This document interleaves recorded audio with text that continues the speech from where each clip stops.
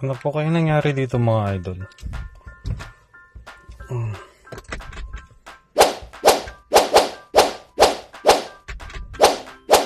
Sure. Ayun mga idol, order tayo sa online ng battery. Ang battery nga pala na kinuha natin ay Amaron BIN60. Yung kasi yung payo ng mga eksperto na gamitin natin kasi mas matagal daw sa Motolite. So ayun, ang laki ng packaging nila pero nung natanggal ko na siya, ayan, lumiit lang siya. Talagang sinicure lang nila yung packaging para talagang walang damage na mangyari sa ating battery. So ayan, kita-kita naman may warranty pa tayo at yan, ilalagay na natin.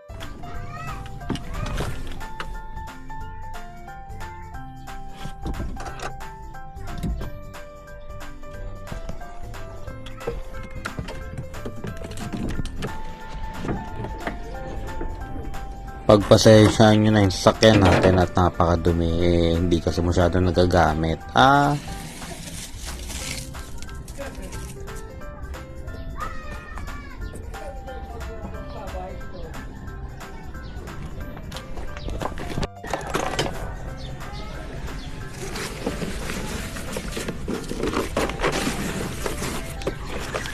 Napakaganda rin itong toolkit na meron tayo as in kumpleto na para sa motor at para na rin sa sasakyan.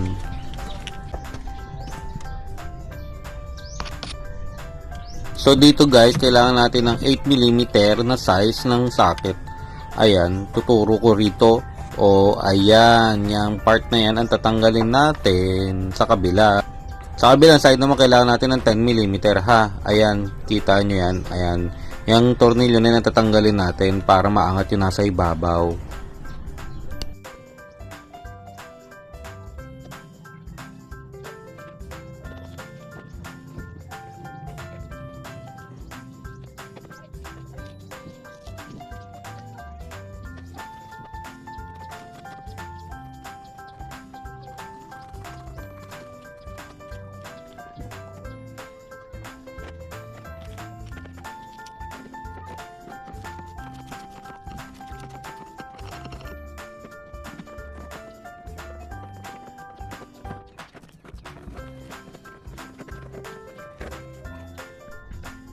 So, yun nga, panatanggal na natin yung cover sa ibabaw. Ayan, gagamitan naman natin to ng 10mm din sa terminal ng battery para matanggal. O, parehas ng 10mm. Kaya madali lang natin matatanggal yan.